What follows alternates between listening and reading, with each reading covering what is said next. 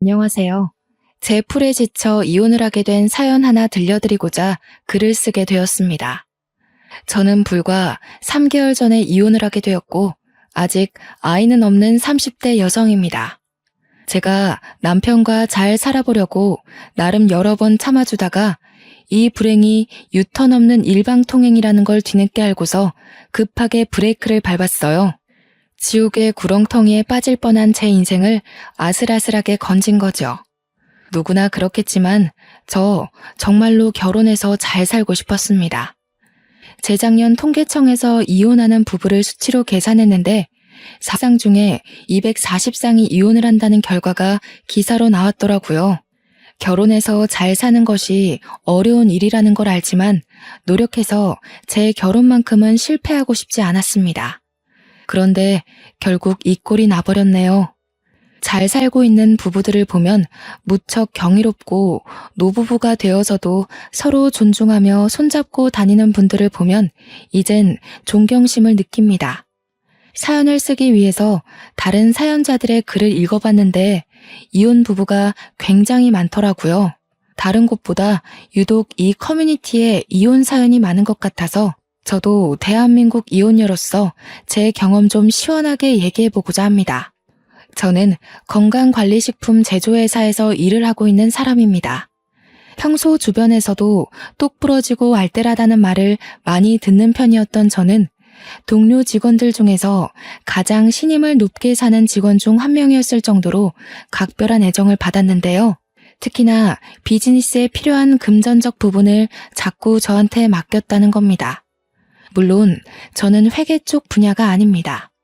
저도 회계는 어려워요. 돈을 잘 만지는 편이긴 하지만 그건 그냥 꼼꼼한 성격 덕입니다.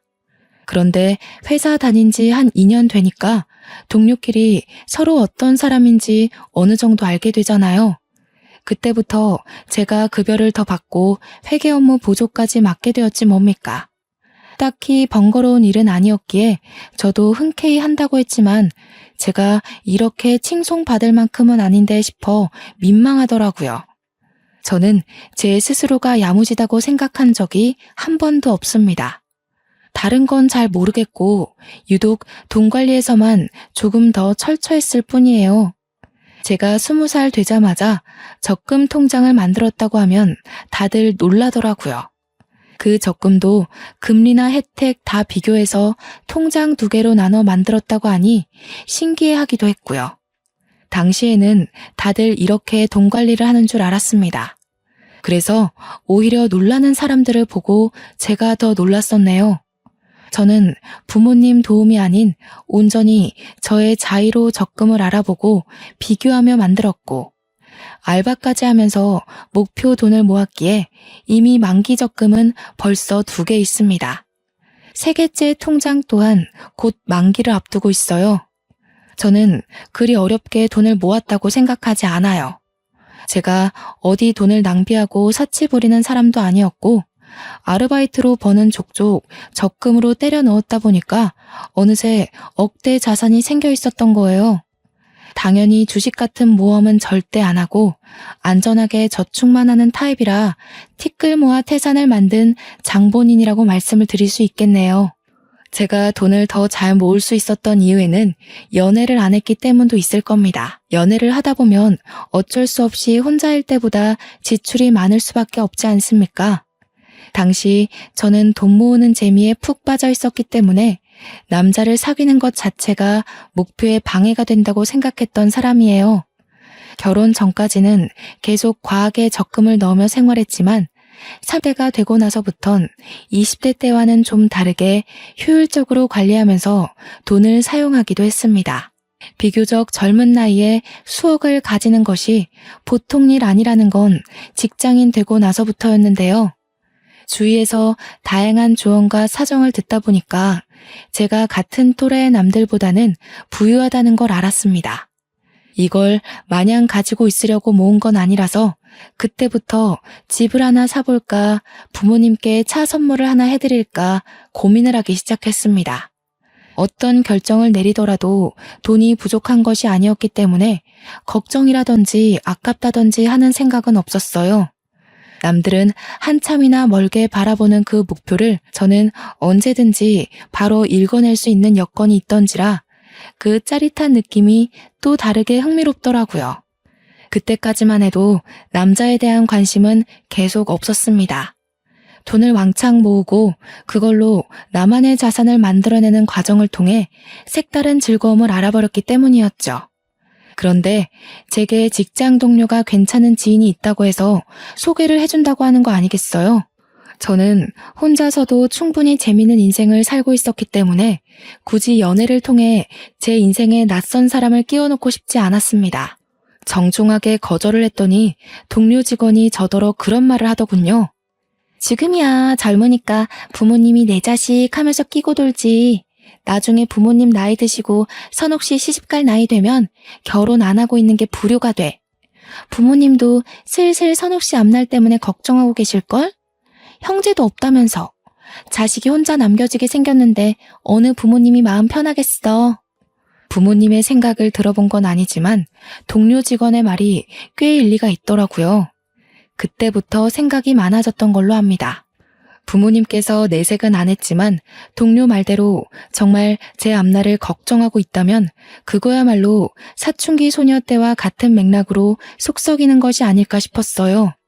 그래서 며칠을 고심한 끝에 저는 소개를 받아봤습니다. 어쩌면 첫 남자였지만 결혼으로 이어져도 나쁘지 않았던 게 만약 결혼을 한다면 오히려 제가 남자 쪽보다 더한 자금을 가지고 갈 수 있겠다 싶어서였죠. 꿀리고 시작하는 결혼은 싫었거든요. 당시 저는 결혼 배우자로 어떤 남성 타입이 좋은지 전혀 보는 눈이 없었습니다. 그저 착하고 마음이 넓은 남자가 좋겠다고 생각했던 것 같아요. 그런데 우습게도 제 눈에 남편이 딱 그렇더라고요. 소개받고 연인으로 발전하면서도 제게 늘 잘하고 착하고 우리 부모님께도 예의 바른 사람이었거든요. 그래서 확신을 갖고 좀 더 길게 만나봤는데 남편이 그때만 해도 참 괜찮은 사람이었습니다. 남편과 연애를 하면서 솔로일 때보다는 돈을 좀 쓰게 되었는데 딱히 상관없었어요. 이성과 함께하는 재미도 돈 모으는 것만큼이나 즐거운 일이었더라고요. 늦게나마 알아버려서 오히려 적당히 소비하는 게 좋았습니다. 그렇게 4년을 지내다 보니 저희는 자연스레 서로를 결혼 대상으로 바라보게 되었습니다. 남편도 다른 동료들처럼 제가 얼마나 돈 관리를 잘하고 있는지 아주 잘 알고 있었어요. 제가 경제 관리하는 걸 늘 옆에서 지켜보기도 했고 제가 또 남편에게 돈 관리하는 팁을 알려주기도 했거든요. 돈 얘기 나올 때마다 남편이 늘상 제게 했던 말이 있었는데요. 나는 세상에서 숫자로 머리 쓰는 게 제일 싫어. 우리 결혼하면 자기가 경제권을 다 가져. 나는 도무지 이런 거 신경 쓰면서 일 다닐 자신이 없다. 결혼을 약속하고 나서는 본격적으로 경제권을 제게 다 넘기려고 했습니다. 솔직히 내 주머니로 들어오는 돈을 남에게 맡기기가 쉽지 않잖아요. 아무리 남편과 제가 가족이 될 사이이고 부모로서 평생을 손잡고 걸어갈 약속을 했다고 하지만 요즘 부부끼리 절도 범죄까지 있단 말이죠. 그래서 그냥 장난삼아 하는 소리인 줄로만 알았습니다. 그런데 결혼을 하고 나서도 남편이 신혼집에서 한 번 더 경제권 얘기를 꺼내는 거 아니겠습니까? 심지어 이미 회사 급여까지 제 계좌로 돌렸다고 하더라고요. 난 용돈 받고 사는 삶이 편해. 한 달에 50만 원 정도면 충분할 것 같아. 원래도 자기랑 놀 때 말고는 돈을 잘 안 썼던 편이라서 나 혼자서 이만하면 적당해. 정말 괜찮겠어? 그냥 각자 관리하고 생활비만 공동 입금하는 게 낫지 않을까? 사람 일이란 게 언제 어디서 돈이 확 나갈지 모르잖아. 급한 일 생기면 50만 원으로 뭘 어떻게 해? 에이, 안 생겨. 반평생 큰돈 나갔던 적이 단 한순간도 없었어. 내 패턴 누구보다 내가 제일 잘 알고 그 다음 자기도 나를 잘 알잖아. 괜찮다니깐. 남편은 흔쾌히 자기 급여와 부수적인 금전을 모조리 공개했고 정말로 용돈 50만 원으로 살기 시작했습니다. 당연히 차 유지비라든지 보험이라든지 그런 것은 빼고 오로지 한 달 용돈만 50만 원이었어요. 저는 부부간에 오해가 없도록 제 급여와 남편 급여를 계산하여 가계부를 쓰기 시작했습니다. 제 적금 통장은 있으니까 남편의 적금 통장만 따로 만들어서 그것도 제가 관리했어요. 부부 공동명의 통장을 하나 더 만들까 하다가 뭐든 공동으로 만들게 되면 소유권에 문제가 생길 수 있다는 말을 들은 적이 있어서 일찌감치 포기를 했네요. 저희는 정말 수월하게 신혼생활을 이어갔고 신혼집은 남편이 모아놓은 돈에 맞춰서 서로 딱 반반의 비용을 보태어 매매를 했습니다. 저와 남편은 둘 다 초창기부터 욕심 없어서 과하게 저지르지 않았기에 크게 허리 휘는 시작을 하진 않았어요. 그래서 돈이나 대출에 쫓기듯 급급하게 살지 않았고 오히려 여유가 있었기 때문에 신혼을 더없이 풍요롭게 누릴 수 있었습니다. 이렇게 저희 둘은 문제없이 잘 지내고 있었거든요. 그런데 어느 순간부터 주변에서 자꾸 입김이 들어오는 거 아니겠습니까? 저를 향한 조언이 아닌 바로 남편에게 하는 충고들이었습니다.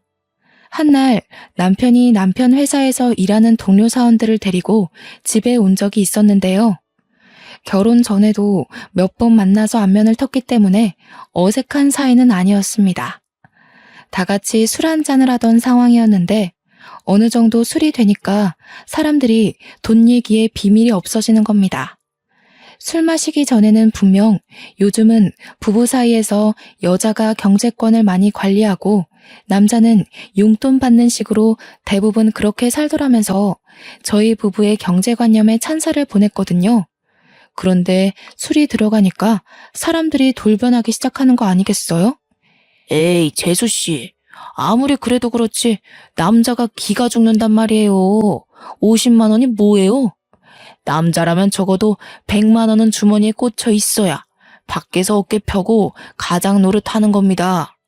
이 녀석도 재수씨한테 혼날까봐 말 못한 거지 절대 50만 원으로 만족할 녀석이 아니에요. 술 취해서 깔깔 웃는 동료 직원의 말에 저는 고민을 했습니다. 기분이 나빴던 게 아니에요. 제가 남자에 대해 잘 모르니까 정말 남자의 경우 용돈이 적으면 기가 죽을 수도 있겠구나 싶더라고요. 남편이 정말 저한테 밉보일까봐 용돈 50으로 한 달 살이 충분하다고 거짓말을 한 거라면 제가 더 미안해지는 상황이었습니다. 그동안 말도 못하고 밖에서 적은 돈으로 쩔쩔맸을 거 아닙니까? 괜히 남편 눈치가 보여서 쳐다봤는데 정작 남편은 동료 직원들에게 고개를 내저으며 반대 의견을 피력했습니다. 니들이 뭘 한다고 난리야.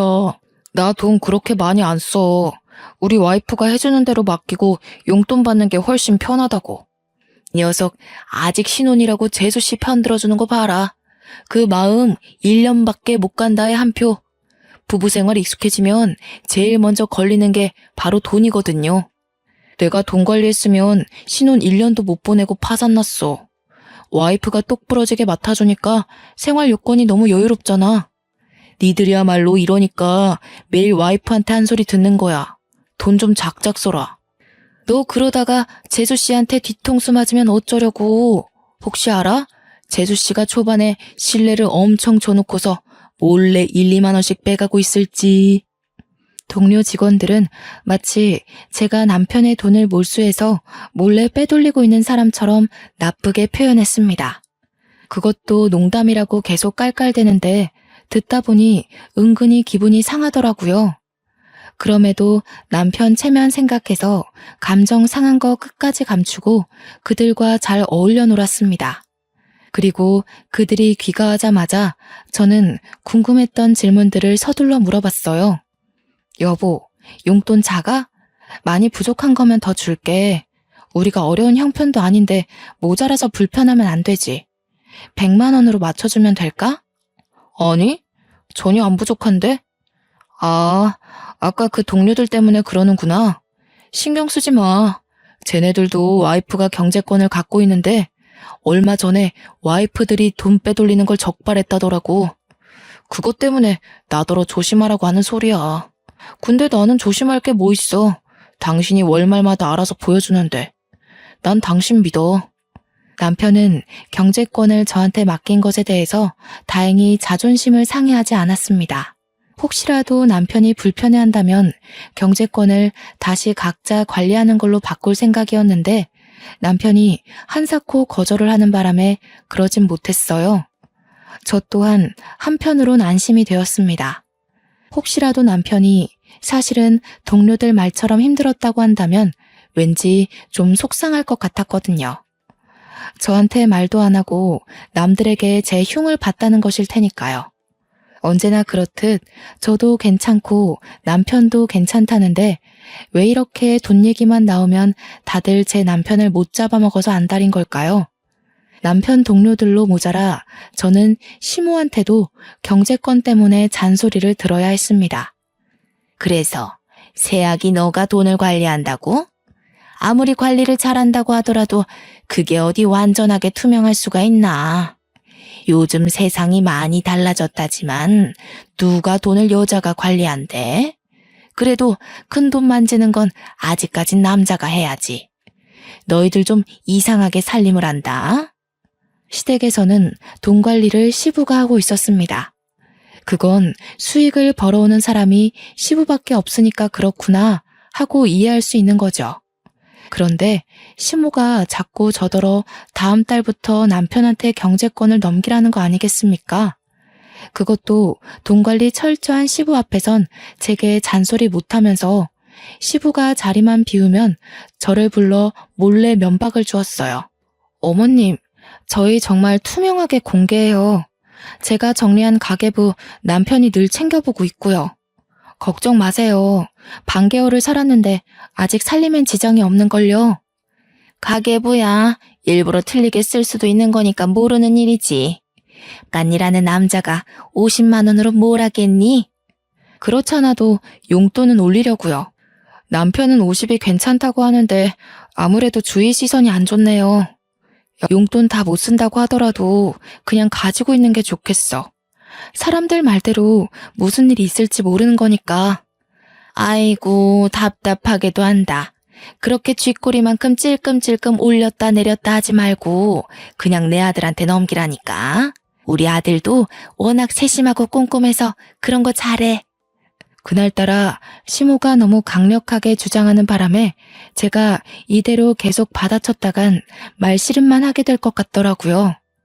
할 수 없이 한 발 물러난 저는 남편한테 시모 말대로 한번 도맡아 해보라고 했습니다. 그랬더니 시모의 표정이 순식간에 밝아지더군요. 남편한테 경제권이 넘어가는 걸로 이미 확정을 짓고서 이런저런 조언까지 하기 시작했습니다. 자기 아들이라고 어떻게든 치켜 세워주려고 하는 건 알겠는데 시모의 그런 속보이는 모습이 좀 보기 거북하더라고요. 그러나 그렇게 신이 났던 시모의 기분이 단 1분도 지나지 않아 다시 심오해졌는데요. 남편이 또 한 번 경제권 받는 걸 거절해버렸기 때문이었습니다. 싫어, 귀찮아. 다들 왜 자꾸 했던 말 계속하게 하는지 모르겠네. 우리 집은 와이프가 똑똑하니까 알아서 잘 돌아가고 있잖아. 잘하는 사람이 해야 살림도 피는 거지. 괜히 내가 했다가 쫄딱 망하면 어쩔 거야? 아우 싫어. 어머 얘 봐라. 아직도 세상 물정을 모르네. 새아기가 경제권을 준다잖아. 네 아빠를 보고 자랐으면 알 거 아냐. 남자가 돈을 쥐고 있어야 미래가 안정되는 거야. 아빠가 남자라서 돈을 쥐고 있는 게 아니라 엄마가 돈을 허튼 데 쓰니까 아빠가 관리하는 거 아니었어? 저번에 아빠가 그렇게 말하는 거 들었는데. 저는 그 자리에서 남편의 눈치 없는 발언 때문에 웃음을 참느라 애를 썼어요. 시모가 평소 웬만한 고집이 아닌데 자기 아들은 잘 못 이기더라고요. 아마 남편이 눈치 없이 직설적인 멘트를 잘 날리는 사람이라서 그렇지 않나 싶습니다. 하도 주위에서 뭐라 그러니까 저도 정말 남편한테 경제권을 맡겨볼까 했었거든요. 그런데 당사자가 저리 싫다고 발악하니 어떡합니까? 제가 어디 한두 번 물어봤겠어요? 이미 수십 번을 물었지만 남편 대답은 늘 거절로 한결같았는걸요. 그렇다고 포기할 시모가 아니더라고요. 경제권이 넘어갈랑 말랑하고 있으니까 시모도 애가 탔나 봅니다. 결국 시모한테 등짝을 맞은 뒤에야 남편은 경제권을 넘겨받는 것에 수긍했어요. 저야 뭐 괜찮았습니다. 어차피 저희는 부부이고 저희 집에 들어오는 돈이 어떻게 돌아가는지 이미 파악했잖아요. 남편한테 넘겨주더라도 어느 정도 제가 모르는 부분은 없겠다 싶었거든요. 저는 주말에 하루 날 잡아서 남편한테 경제권을 인수인계를 해주었습니다. 나름 쉽고 간단하게 이것저것 설명을 해줬는데 남편이 금세 골머리 아파하더라고요. 마치 이제 셈을 배우기 시작한 초등학생이 수업 시간에 엎드려버리는 모양새와 같았습니다. 나 도저히 안 되겠어. 당신 내가 얼마나 숫자 싫어하는지 알지? 누누이 말해줬었잖아. 그거 진짜 괜히 하는 소리 아니야. 나 학창시절에도 수학을 제일 못했어. 제가 봐도 남편이 너무 버거워하는 것 같았어요. 그럼에도 불구하고 저는 남편이 미치려고 하는 걸 잘 어르고 달래서 웬만하면 넘겨주려고 했습니다. 어머님이 당신 이런 거 소질 있다고 그랬잖아. 수학이랑 동계산은 좀 다른 개념이야. 성급하게 생각하지 말고 차차 이해해보자. 내가 다시 설명해줄게. 아, 진짜 못해. 엄마가 괜히 당신이 내 돈까지 들고 있으니까 심술 부리는 거야. 우리 엄마 돈 욕심 많은 것 때문에 아빠가 관리하는 이유도 있단 말이야. 아마 내가 경제권 들게 되면 엄마가 간섭할걸? 난 엄마 게임에 안 넘어갈 자신이 없어. 절대 못해.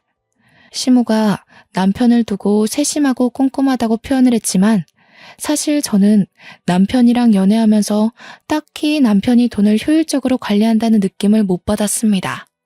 제가 연애 때 돈 관리 팁을 많이 가르쳐줬다고 했잖아요. 가볍게 알려줬던 그 소소한 팁들도 남편은 별로 습득하질 못했어요. 그래서 이렇게 괴로워하는 것도 충분히 이해가 되었죠. 할 수 없이 제가 다시 경제권을 도맡게 되었는데요. 시모에게 이 사실을 말씀드린다면 제가 경제권을 넘기기 싫어서 남편을 기죽였다고 생각할 텐데 이건 이것대로 또 걱정이었습니다. 남편이 시댁에 알아서 잘 설명하겠다고 했는데도 그렇게 썩 위로는 안 되더군요. 남편이 말한다고 시모 성격에 바로 굽신거릴 게 아니란 걸 아니까요. 저희 부부는 잠깐의 휘몰아쳤던 돌풍을 지나고 다시 고요한 일상을 보내고 있었습니다. 그러던 어느 날 용돈 100만 원으로 올려주겠다던 제 제안을 항상 거절해왔던 남편이 홀라당 돈을 다 써버린 적이 있었는데요. 바로 교통사고가 났기 때문이었습니다. 얼마나 급했는지 남편이 제 근무 시간에 전화를 해서는 돈 좀 붙여줄 수 있겠냐고 해서 급하게 보낸 뒤에 사정을 물었던 기억이 있어요. 아, 주차 사고가 났는데 내가 실수로 상대방 차 문을 쫙 긁어버렸어. 하필 돈 좀 나가는 차를 건드리는 바람에 있는 돈으론 택도 없더라고. 뭐? 다친 곳은 없어? 당신 여태 그런 해본 적도 없는 사람이잖아. 조심 좀 하지. 혹시 다친 데 있는 거면 돈 더 보내줄까? 병원비는 있어? 다친 곳은 없어. 근무 시간일 텐데 연락해서 미안해. 워낙 급한 일이라 너무 당황해서 당신 근무 시간인지도 생각 못하고 전화를 해버렸네. 남편은 운전 경력 15년인데도 여태 문콕 사고도 없었을 만큼 안전운전 실력을 지닌 사람입니다. 달리던 차도 아니고 주차를 하다가 사고가 난 거라서 어쩌면 천만다행이지만 한편으론 의아하기도 했어요. 도대체 어디다가 정신을 빼놓고 있었길래 가만히 있는 차에 가서 사고를 낸 건지 모르겠더군요.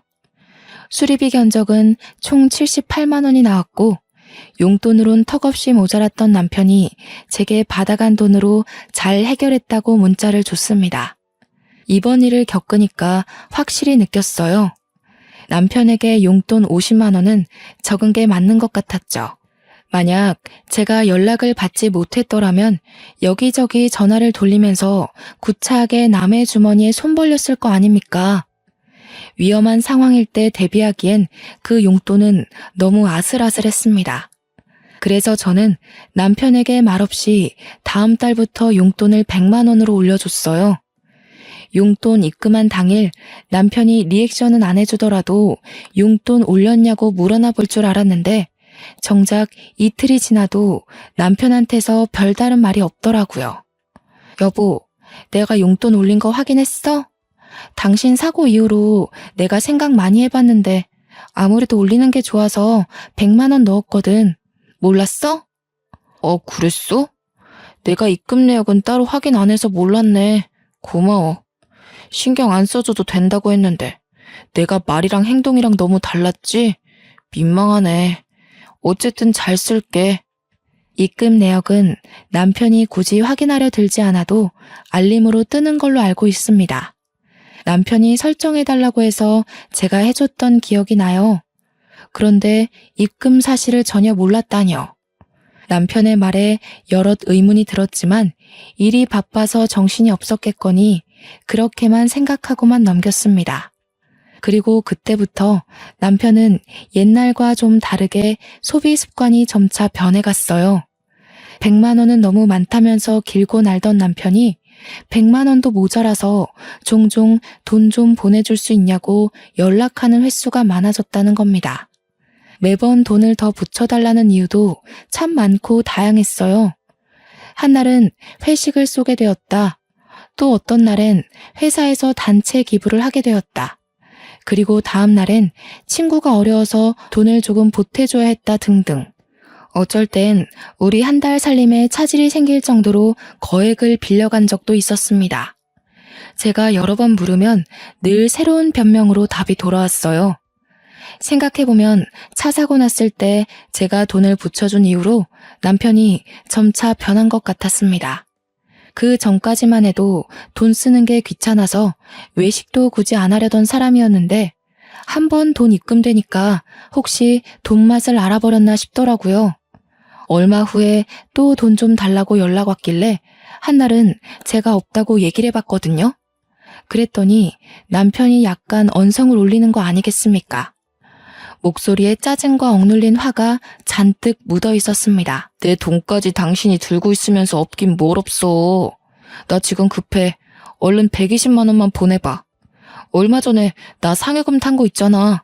그거랑 합쳐서 주면 되겠네. 여보, 당신 벌써 이번 달에 용돈만 2번을 받아갔어. 근데 뭘 또 달라는 거야? 지난번 용돈도 겨우 타이트하게 맞춰서 준 건데. 이러면 당신 적금 못 넣는단 말이야. 적금? 적금이 있었지? 그런 걸 쓸데없이 왜 넣어? 난 됐으니까 내 거 해약할게. 적금은 나중에 여유 많을 때 차차 넣으면 될 것 같아. 아직 만기까지 반개월이 남았는데 아까운 이자 날리게 남편이 느닷없이 해약하겠다는 거 아니겠습니까? 남편의 철부지 같은 행동에 답답했던 저는 결국 안 된다고 목소리를 좀 높였습니다. 그러자 남편이 이젠 성질까지 버럭 내면서 돈에 미친 사람처럼 적금 통장을 달라고 강하게 얘기하더군요. 내가 네 돈에 손을 대냐? 내 돈으로 넣은 적금 내가 좀 쓰겠다는데 뭘 그렇게까지 빡빡하게 굴어. 오늘 집에 가면 통장 꺼내놔. 내일 내 것만 해약할 거니까. 비행 청소년도 아니고 돈 안 준다고 행패 부리는 남편의 모습에 솔직히 좀 당황했습니다. 그리고 뒤따라 붙은 감정은 그저 어처구니가 없다는 것 뿐이었죠. 돈은 따로 벌고 있던 실정이었지만 여태 부부이기에 다 같은 돈이라고 생각하며 관리를 해왔습니다. 그런데 남편 생각은 다르다는 걸 그날 알았어요. 어쩌면 맞는 말이죠. 자기 돈이니까 자기가 알아서 쓰는 게 맞는 거예요. 짜증이 났던 저는 남편 말대로 그 돈이 제 돈도 아니니까 그냥 내버려 뒀습니다. 그러니 다음날 정오쯤에 정말로 해약을 해버렸더라고요. 옛날만 해도 돈에 관심 없던 사람이 어쩌다 갑자기 바람이 들었을까요? 과거와 다르게 돈을 좀 쉽게 생각하는 것 같아서 한날은 남편이 잘 때 휴대폰을 몰래 뒤져봤습니다. 설마 바람이라도 나서 웬 여자한테 돈이라도 퍼주는 건가 싶어서요. 지금 보니 제가 참 별짓까지 다 했네요. 남편 폰에는 딱히 여자의 흔적이 없었습니다. 대신 처음 보는 형이란 남자와의 채팅이 다른 채팅에 비해 유독 많다는 걸 알고 그걸 확인해 봤어요. 그리고 그때 저는 남편이 왜 그렇게 용돈을 부족해 했는지 알게 되었습니다. 이유가 주식이었어요. 용돈만 받으면 주식에 통째로 투자를 해버렸던 겁니다. 제가 주식을 하진 않지만 주변에서 들은 게 많아 보는 눈은 있는데 채팅방에 형도 딱히 주식을 잘하는 게 아닌 것 같더라고요. 그런데도 불구하고 이 멍청한 남편이 그 형을 아주 맹신하면서 시키는 대로 돈을 퍼붓고 있었습니다. 이렇게 돈으로 쓸데없는 모험을 하는 사람들, 제가 제일 싫어하는 부류거든요. 이것만큼은 남편이 자기 돈 멋대로 쓴다고 해서 참아줄 수가 없겠더라고요. 다음 날 아침 저는 출근하려는 남편을 세워 바로 따졌습니다. 당신 주식해? 그렇게 위험한 걸 왜 해? 제대로 알아보고 해도 손해볼 확률이 더 큰 게 주식이야. 도대체 그 형한테서 무슨 소리를 들었길래 안 하던 짓을 하는 거니? 정말 큰일 나고 싶어? 뭐야? 어떻게 알았어? 설마 내 휴대폰 뒤진 거야? 스토커도 아니고 왜 남의 물건에 몰래 손대? 아 진짜 어디까지 봤어? 처음부터 내용 다 본 거야? 지금 그게 문제야? 그래서 그 주식에 넣은 돈 다 어떻게 됐는데? 말아먹었지? 숫자라면 머리 아프다는 사람이 어쩌자고 그런데 손을 댔냐고. 전문 펀드 매니저도 매번 성공은 못해. 당신이 뭘 한다고 그걸 해? 나도 알아. 돈 잃고 싶어서 뛰어든 줄 알아? 당신이 몰라서 그렇지 주식은 장기전이야. 이 형님, 당신이 말하는 그런 전문가들이랑 같이 공부하고 있는 사람이라고. 딱 봐. 내가 잘 돼서 보란 듯이 2배로 갖다 줄 테니까. 남편과 아침부터 주식 얘기로 싸움을 하면서 진을 뺀 날이었습니다. 알고 보니 남편은 주식에 돈 퍼붓는 걸로 그 형님한테 용돈까지 조금씩 주고 있었더라고요. 무슨 수급이라나 뭐라나. 말 같지도 않은 소리를 하면서 제대로 호구가 잡혀있는 남편을 보니 결혼하고 처음으로 속이 터졌습니다. 이 호구 같은 남편도 결국 제 남편이라고 그냥 내버려 둘 수가 없어서 저는 바로 용돈을 50만 원으로 낮춰버렸어요. 그랬더니 어떻게 됐는지 아십니까? 저 그 사람한테 이혼 요구 당했습니다. 뭐라고? 지금 이혼하자고 했어? 고작 그 주식 때문에 그것에 미쳐서 나더러 이혼을 하자고 해? 당신 정말 왜 이래? 왜 이렇게 안 하던 짓을 해서 사람 피를 말려? 경제권 가진 여자들이 그렇게 남편을 무시한다던데 당신도 변했나 보네. 내가 돈 갖다 바쳐주니까 당신이 날 마음대로 조종해도 된다고 봤어? 그래도 당신은 딴 여자랑 다를 줄 알았는데 결국 권력 잡으려고 했던 거 맞네. 뭐라고? 그런 식으로밖에 말 못해? 내가 정말 그랬을 거라고 생각하는 거야? 내가 고집해서 경제권 뺏어왔니? 당신이 하기 싫다고 나한테 맡긴 거잖아. 몰랐으니까. 알았으면 나도 너한테 돈 안 바쳤어. 주변에서 한 소리씩 할 때는 다 이유가 있는 건데 그동안 내가 콩깍지가 단단히 씌었던 거야. 당신이 이렇게 변할 줄은 몰랐어. 용돈을 줄였다고 저더러 변했다며 구두쇠 취급하는 남편 때문에 어이가 없었습니다. 다른 사람이 되어 있는 남편을 보면서 할 말을 잃어버렸죠. 주식이 뭐라고 그저 혈안이 되어 인정사정 없이 이혼까지 요구하니 변한 건 제가 아니라 남편인 듯 싶네요. 그래도 저는 이걸로 이혼까지 하는 건 아니라고 생각했습니다. 참 우둔한 생각이었죠. 부부관계를 지키기 위해 결국 제가 결정한 방법은 경제권을 돌려주는 거였습니다. 각자 돈 각자가 관리하는 걸로 하고 남편한테 네 돈 가져가라며 통장을 패대기 쳐버렸어요. 남편은 오히려 살판이 났더군요. 공동 생활비만 넣고 나머지 돈은 정말 자기 멋대로 펑펑 쓰는 것 같았습니다. 그때부터 저희 집안의 가세가 기울기 시작했어요. 뒤늦게 우편물을 받고 한 사실인데 남편이 신용카드까지 발급받아서 현금 대출을 했더라고요. 밀리기 시작한 연체금이 우편으로 주마다 날라왔습니다. 나중에는 카드사에서 직원까지 찾아와 제 남편을 찾았어요. 그런데도 남편은 돈 갚을 생각이 없어 보이더라고요. 물론 갚을 생각이 없는 게 아니라 갚을 돈이 없는 거겠지만요. 어쨌든 저는 갈수록 예민해지고 태만해지는 남편을 보면서 남편을 향한 마지막의 신의까지 밑바닥을 치고 말았습니다. 더 이상 제 인내가 버텨주지 못했다는 겁니다. 즉, 이혼을 결심하게 되었다는 거죠.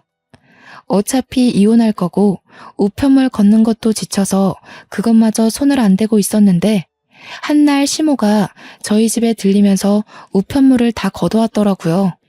예, 이게 다 뭐니? 우리 아들 이름으로 우편이 많이 와 있더구나. 너는 오늘 일도 쉬었다면서 집 밖에 코빼기도 안 나와봤던 거야? 안 사람이라는 사람이 이런 기본적인 것도 관리를 안 해서는. 오셨어요? 그거 다 신용정보회사에서 돈 갚으라고 날라온 연락이에요. 2달 전부터 받고 있던 거라서 굳이 걷어올 필요 없었는데 어차피 돈 갚으라는 내용이라서요. 시모는 자기가 들고 있는 게 독촉장이라는 걸 알았어요. 그런 걸 처음 봤는지 심장이 벌렁벌렁거렸다며 보란듯이 제 앞에 우편물을 팩 내려놓았습니다. 식탁으로 위로 쫙 펼쳐진 우편물 양이 제법 방대하더라고요. 신용불량자라는 거니? 너는 돈 관리를 어떻게 하길래 이 모양이야? 설명 좀 해봐라. 돈 잘 만진다고 그렇게 떵떵거릴 때는 언제고? 이게 그런 결과야? 왜 그렇게 화가 났나 했더니 시모는 제가 돈 관리를 먹같이 해서 자기 아들이 이 모양이 된 줄 알지 뭡니까? 곧 죽어도 자기 아들은 얌전하고 고분한 사람인 줄 아나 봐요. 잘난 척 하더니 집안 꼴 잘 돌아간다. 이거 다 어쩔 거니? 나중에 압류 딱지 붙고 그런 거 아니야? 그럼 월급도 싹 다 몰수당하고 그러지 않아? 아직 그 정도는 아니고요. 아마 다음 달에도 못 갚으면 그렇게 되겠네요. 그래서 말인데 저 이혼할까 봐요. 남편이 저한테서 경제권 뺏어가더니 일을 이 지경으로 만들었지 뭐예요? 돈 안 줄 거면 이혼하자고 하길래 통장 다 던져줬어요. 뭐라고? 경제권은 네가 갖고 있잖아. 집이 이 꼴나니까 갑자기 내 아들 탓하는 거니? 너 인생 그런 식으로 살면 안 된다. 네가 돈을 맡았으면 적어도 남편 이름에 누가 되는 일은 없어야지. 어머님이 믿기 싫으신 거 알겠는데요. 남편이 주식에 빠지고 나서부터 저한테서 자기 돈 다 뺏어갔거든요. 적금까지 남편이 다 해약해버렸어요. 참, 어머님 여행 경비 아마 남편이 못 대줄 거예요. 남편이 알아서 어머님한테 연락한다 그랬는데 모르셨나 봐요? 제가 남편 적금 통장을 처음 개설했을 때 그걸로 남편이 시모한테다가 엄청 생색을 내놨거든요. 친구들과 해외여행 가면 자기 적금 모은 걸로 시모 여행 경비 대줄 거라고 진짜 떵떵거렸었어요. 그것에 덩달아 신났던 시모가 개모임 추진해서 연말에 해외여행 일정을 다 잡은 걸로 압니다. 그런데 남편이 적금 해약하고 다 탕진해버렸다고, 주식에 미쳐버렸다고, 누구 하나 알려주는 사람이 없었다 보니 취소를 못한 거죠. 이제 와서 취소를 하면 계약금에서 60%만 환불된다고 했습니다. 시모는 그 사실을 들으니 남편 돈 쓰는 꼴이 얼마나 엉망인지 좀 와닿나 보더라고요. 여행 경비 얘기에 얼굴이 벌개진 시모가 당황하면서 말을 막 버벅거렸습니다. 그러더니 겨우 꺼낸 말이 뭔 줄 아십니까? 끝까지 자존심은 굽히고 싶지 않았나 봐요. 저더러 그 돈을 해줘야 되는 거 아냐고 우기기 시작하대요. 자기한테 미리 알려주지 않은 건 우리 부부 둘의 잘못이니 자기 아들이 처리 못한 걸 저보고 대신 해결하라고 했습니다. 오늘 남편 퇴근하면 남남이 될 건데 제가 왜 어머님 여행 경비를 대드려요. 친구분들한테 전화 돌려달라고 하면 그건 도와드릴 수 있어요. 친구분들 돈 날리게 생기셔서 어떡해요? 남편이 똑부러지게 돈 관리를 잘했어야 하는 건데. 남편이 돈 관리하면 집안이 이렇게 파탄 난다는 걸 시모한테 똑똑히 알려주고 싶었는데 마침 기회가 잘 되었다고 봅니다. 시모는 제 주장에 더 이상 반박을 하지 못했고 울그락불그락 열만 올리다가 남편한테 전화를 걸면서 집을 박차고 나갔습니다. 그날로 퇴근하고 온 남편 앞에서 저는 잠자코 이혼서에 도장을 찍었어요. 남편한테도 찍으라고 도장과 함께 건넸더니 갑자기 남편이 돌변하면서 제 앞에 무릎을 꿇는 겁니다. 뭐 하자는 거냐고 물었더니 남편이 뜬금없이 회유를 하기 시작하더군요. 미안해. 내가 판단이 어리석었어. 돈 욕심이 있었던 게 아니라 돈 많이 벌어서 노후 편하자고 그랬던 거야. 당신 말 진작에 들었어야 하는데. 여보, 나 이제 정말 손 뗐어. 다시는 주식 안 할 거야. 그러니까 한 번만 용서해주라. 사정을 듣자 하니 남편이 주식으로 가진 돈을 전부 탕진해버렸다고 하네요. 그제서야 주식 공부한다던 형의 말을 믿으면 안 되는 거였다고 깨우쳤다지 뭡니까. 그러면서 시모한테도 욕이랑 원망을 엄청 들어먹었고 심지어 시부는 남편을 한 대 패주려고 대기 중이라고 합니다. 신용불량자까지 된 남편은 말 그대로 인생이 간당간당한 상황이었어요. 저더러 자기 구제해줄 사람 저밖에 없다고 살려달라는데 제가 그걸 왜 살려줘야 하는지 모르겠더라고요. 남편이 구구절절 주눅 들어서 하는 얘기에도 동정심이 전혀 안 생기더라니까요. 엄마가 너한테 용서받을 때까지 집에도 오지 말라고 했어. 여보, 나 여보 말고는 더 이상 가진 게 없어. 그러니까 딱 한 번만 봐주면 안 될까? 절대 2번 실수하는 일은 없게 할게. 내가 원래 어떤 사람인지 당신이 잘 알잖아. 시모가 자기 아들의 문제를 뼈저리게 느꼈나 봅니다. 하긴 자기 아들 때문에 자기가 제대로 피해를 받았으니 그제서야 아들의 미련함이 보였겠죠. 그런데 어쩌나? 저는 제 돈으로 남이 싼 똥을 처리해줄 생각이 전혀 없거든요. 그러려고 20대 청춘 즐길 거를 아껴가면서 모은 돈이 아니라서요. 질질 끄는 게 싫어서 합의 안 하면 소송할 거라고 강력하게 말했더니 돈에 무척 쪼들린 남편은 끝까지 빌더라고요. 지친 제가 그만 자리에서 일어나면서 지친다. 그냥 소송할게. 안녕. 하고 인사하니까 그제서야 급하게 합의서에 도장을 찍는 거 아니겠습니까? 아마 재산 분할된 돈으로 당장 급한 불은 끌 수 있지 않을까 싶네요. 이건 나중에 알게 된 사실인데요. 시모는 결국 해외여행을 취소하지 못했다고 하더라고요. 시부한테 욕을 왕창 들으면서 시부 돈으로 눈물을 머금고 다녀왔다고 들었습니다. 시부가 굉장히 보수적이라 돈을 헤프게 쓰는 걸 안 좋아하는 분이거든요. 그래서 유독 시부는 알뜰살뜰한 저를 좀 좋아했었습니다. 남편이랑 시모는 한동안 시부한테 저 같은 며느리를 내쫓았다고 욕먹고 쥐죽은 듯 살게 될 겁니다. 그저 잘 살아보고자 노력했을 뿐인데 돈 빨아먹는 귀신 취급을 당하게 될 줄은 몰랐네요. 남이 저를 신뢰하든 말든 남의 돈은 함부로 만지면 안 되는 건가 봅니다. 괜히 억울한 누명을 쓸 수 있다는 걸 시댁과 남편 주위의 사람들을 통해서 알았습니다. 그리고 또 아무리 좋은 사람이라 하더라도 돈 앞에서는 이면이 드러날 수 있다는 것조차 잘 배우게 되었어요. 아니지. 애초에 제 남편이 좋은 사람이 아니었는데 제가 그걸 못 알아봤던 거겠죠. 앞으로 또 이런 실수를 경험하지 않을 거란 확신은 없습니다. 다만 좀 더 지혜롭게 행동할 수 있을 것 같아요. 제가 이렇게 이혼을 하게 되었습니다. 불과 얼마 안 된 사연이에요. 아직은 이혼한 사실을 자랑스럽게 공개하는 것이 조금 조심스럽습니다. 제 삶에서 이혼이 가장 큰 돌불이었거든요. 아마 제 스스로 치유받을 시간이 좀 필요할지도 몰라요. 그래도 좋습니다. 하마터면 낭떠러지로 추락할 뻔했던 인생이 아닙니까? 그 빈무더기에서 홀로 빠져나왔다는 것 자체가 첫 번째로 제 자신에게 칭찬해주고 싶은 일입니다. 끊임없이 잘했다고 저를 보듬어주면서 다시 새 인생을 살아봐야겠어요. 사연이 너무 길었죠? 관심 가져주시고 들어주셔서 너무 감사합니다. 항상 좋은 날만 가득하세요.